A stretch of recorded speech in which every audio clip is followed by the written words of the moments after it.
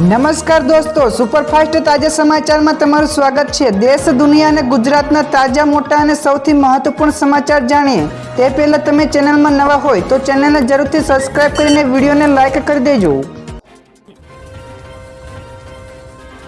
સૌથી પહેલા દોસ્તો આપણે વાત કરીએ તો અંબાલા પટેલે કરી 2 વાવાઝોડાની આગાહી। તો એક તરફ ગરમી તેના તમામ રેકોર્ડ તોડી રહી છે, તો બીજી તરફ કમોસમી વરસાદ પણ વરસી રહ્યો છે। તો આ બધાની વચ્ચે હવે હવામાન નિષ્ણાત અંબાલા પટેલે પણ દેશમાં 2 ચક્રવાતની આગાહી કરી છે।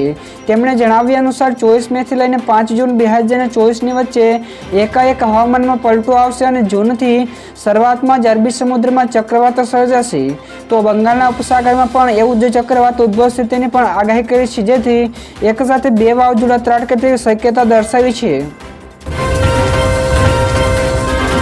તો દોસ્તો બીજા સૌથી મોટા સમાચાર સામે આવ્યા છે। સ્માર્ટ મીટરના મામલે મહિલાઓમાં ભારે વિરોધ જોવા મળ્યો। તેમનું કહેવું છે કે સ્માર્ટ મીટરોના કારણે અમારા મંગળસૂત્રો વહેંચાઈ જશે। જ્યાં દર્શક મિત્રો સ્માર્ટ મીટર મામલે વડોદરામાં મહિલાઓએ ભારે વિરોધ કર્યો છે। તેમણે કહ્યું કે જીઈબીના મીટર કાઢી લે, નહીં તો અમે તેને ઉખાડીને કચેરીમાં ફેંકી જઈશું અને વીજ લાઇન પરથી ડાયરેક્ટ વીજળી વાપરશું। તો જૂના મીટરો પણ પાછા આપો તેમ પણ કહ્યું હતું। ત્યારે એક મહિલાએ કહ્યું કે ₹2000નું રિચાર્જ કરાવ્યું પણ 4 દિવસમાં જ માત્ર ₹700 બચ્યા છે। જો આમ થતું રહ્યું તો અમારે મંગળસૂત્ર વેચવાનો વારો આવી જશે। ત્યારે આ સિવાય તેમણે કહ્યું હતું કે સરકાર ગરીબોને વધુ ગરીબ બનાવી રહી છે। તો દોસ્તો આ અંગે તમારું શું નિવેદન છે, ફટાફટ નીચે અમને કોમેન્ટ કરીને જણાવજો।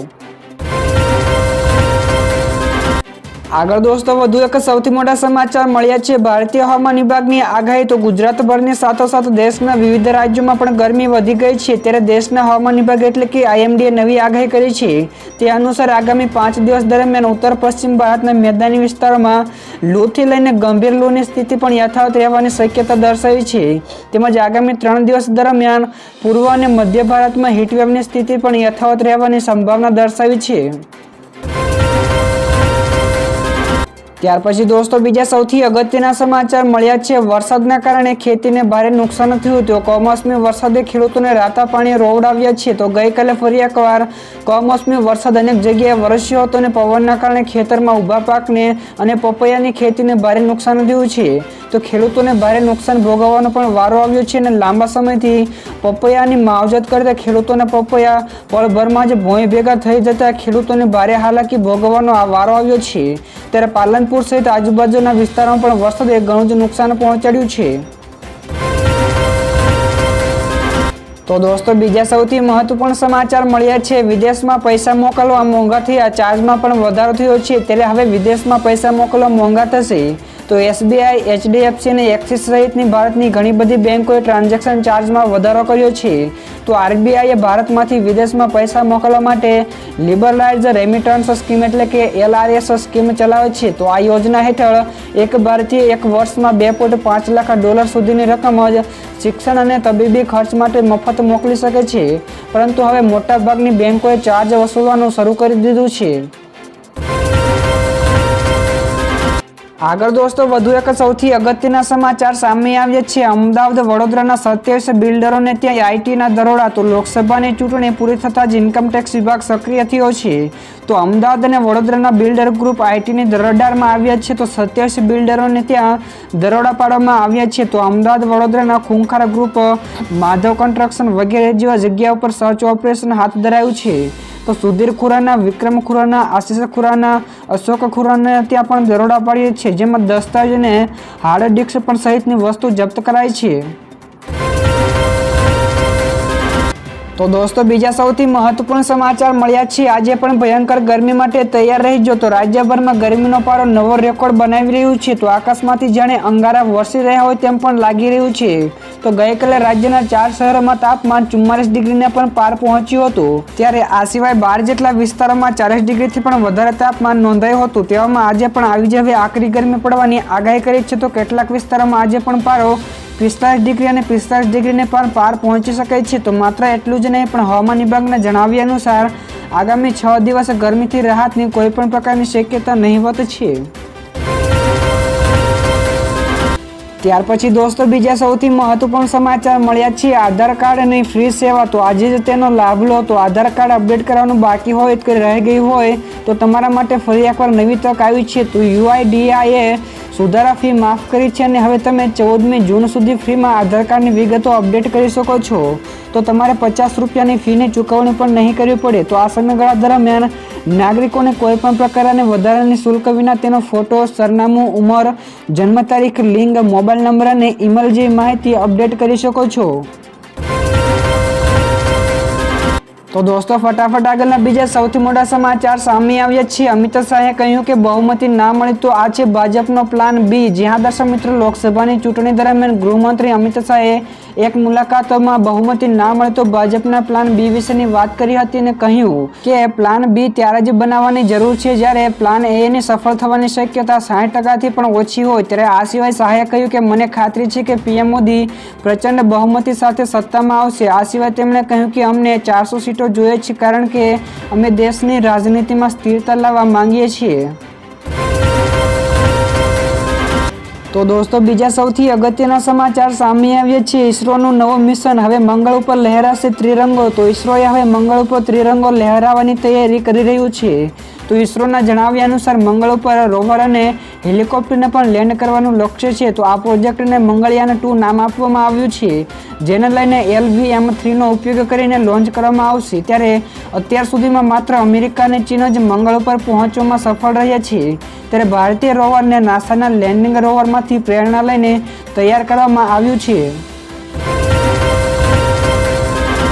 ત્યાર પછી ઝડપથી દોસ્તો બીજા સૌથી મોટા સમાચાર મળ્યા છે. નોકરી અંગે હાઈકોર્ટનો મહત્વપૂર્ણ ચુકાદો. તો PWD અને ફોરેસ્ટ એમ્પ્લોય યુનિયન તથા અન્ય લોકો દ્વારા કરાયેલી અરજી અંગે ગુજરાત હાઈકોર્ટે એક મહત્વપૂર્ણ ચુકાદો આપ્યો છે.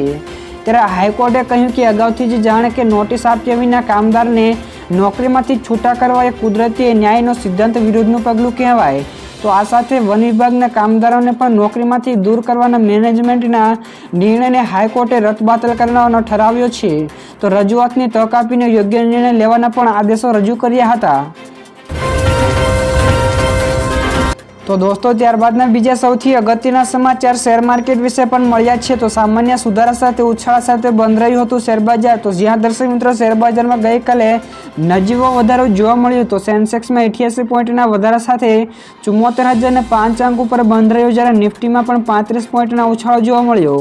તે પણ 22,502 અંકના સ્તરે બંધ રહ્યો હતો. ત્યાર પછી ઝડપથી દોસ્તો આગળના બીજા સૌથી મોટા સમાચાર મળ્યા છે. PM મોદીએ કહ્યું કે જમ્મુ અને કાશ્મીરમાં લહેરાશે તો હવે માત્ર આપણો જ ત્રિરંગો લહેરાશે. તો PM મોદી ગઈકાલે હરિયાણા પહોંચ્યા હતા.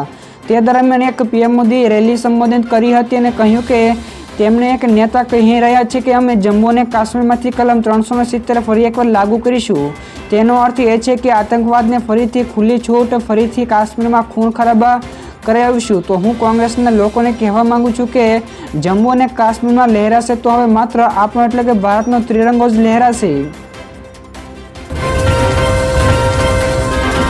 આગળ દોસ્તો વિદ્યાર્થીઓ માટે ખૂબ જ મહત્વપૂર્ણ સમાચાર મળ્યા છે. તો ગુજકેટ વિદ્યાર્થીઓ માટે સારા સમાચાર. ગુજરાત કોમન એન્ટ્રન્સ ટેસ્ટ એટલે કે ગુજકેટ 2024ના રજીસ્ટ્રેશનના સમય મર્યાદામાં વધારો કરાયો છે. ત્યારે ગુજરાત સેકન્ડરી અને હાઈ સેકન્ડરી શિક્ષણ બોર્ડ એટલે કે GSEBએ વિદ્યાર્થીઓના હિતમાં મોટો નિર્ણય લેતા રજીસ્ટ્રેશનની છેલ્લી તારીખ 15 હતી તેને વધારીને હવે 28 મે કરી છે. ત્યારે વિદ્યાર્થીઓ 28 મે સુધી પોતાનું ઓનલાઈન રજીસ્ટ્રેશન કરાવી શકશે. તો ઉમેદવારે વધુ માહિતી માટે સત્તાવાર વેબસાઇટ guజket.gceb.org ઉપર જઈને તપાસ કરી શકશે. તો ફટાફટ દોસ્તો આગળના બીજા સમાચાર જોઈએ. તો ભાજપના જ ધારાસભ્યોનો સિસ્ટમ સામે વિરોધ. તો ઇફકોવાળું માંડ પત્યું ત્યાં જ ભાજપના જ ધારાસભ્યોએ પત્ર લખીને સરકારી સિસ્ટમ ઉપર સવાલ ઉઠાવ્યા છે. ત્યારે સુરતના કુમાર કાનાણીએ આવકના દાખલા કાઢવામાં થતી મુશ્કેલી અને એજન્ટો બેફામ બન્યાની વાત કરી છે. તો બીજી બાજુ જૂનાગઢમાં પણ સંજય કોરડિયાએ CMને પત્ર લખીને નરસિંહ મહેતા તળાવની કામગીરી ધીમી ચાલવાની અને કામોમાં બેદરકારીની ફરિયાદો કરી હતી. તો મહુધાના ધારાસભ્યએ પણ TDOની ફરિયાદ કરી છે. ત્યાર પછી દોસ્તો બીજા સૌથી મહત્વપૂર્ણ સમાચાર સામે આવ્યા છે ઇલેક્ટ્રિક સ્કૂટરની કિંમતોમાં બમ્પર ઘટાડો. તો ગ્રીવ્સ ઇલેક્ટ્રિક મોબિલિટી પ્રાઇવેટ લિમિટેડે હરગલી ઇલેક્ટ્રિક ઝુંબેશ હેઠળ તેની બ્રાન્ડેડ એમ્પાયરના ઇલેક્ટ્રિક સ્કૂટરની કિંમતોમાં ઘટાડો કર્યો છે. તો કંપનીએ તેના સ્કૂટરની કિંમતોમાં 10,000 રૂપિયાનો ઘટાડો કર્યો છે. તો એમ્પાયર સ્કૂટરની સૌથી સસ્તા મોડેલની કિંમત 59,900 રૂપિયાથી શરૂ થશે, જે પહેલાં 69,900 રૂપિયાથી શરૂ થતી હતી. તો આ સ્કૂટર 70 કિલોમીટરની રેન્જ આપે છે અને તેને ચલાવવા માટે પણ ડીએલની જરૂર પણ પડતી નથી.